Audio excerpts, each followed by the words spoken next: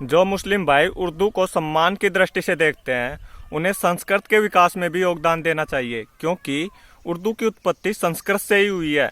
प्रत्यक्ष रूप से तो नहीं, लेकिन पहले संस्कृत से, अब प्राकृत आई, प्राकृत के बाद में अपभ्रंश, और अपभ्रंश से खड़ी बोली आई, और खड़ी बोली से ही उर्दू आई। हाँ, ये जरूर है कि उर्दू पर विदेशी भाषा अरबी फारसी का प्रभाव हुआ है, लेकिन मूल कारण वो संस्कृत की वजह से ही आई है।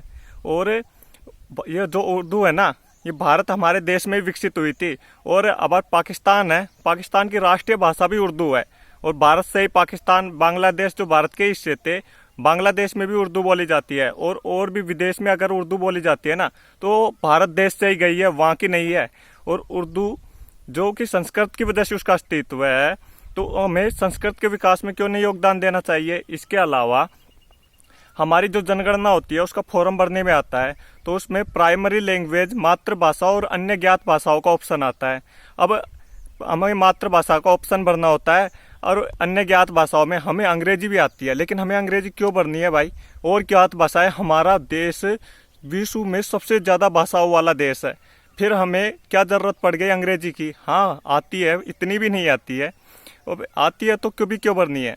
हाँ, क्यों प्रचार करना है उसका। हमारे और भी भाषाएं है, वो भी तो भर सकते हैं। और नहीं आती है वो हमारी भारतीय और भाषाएं, तो वो क्यों नहीं आती है, क्या ये एक समस्या नहीं है हमारी।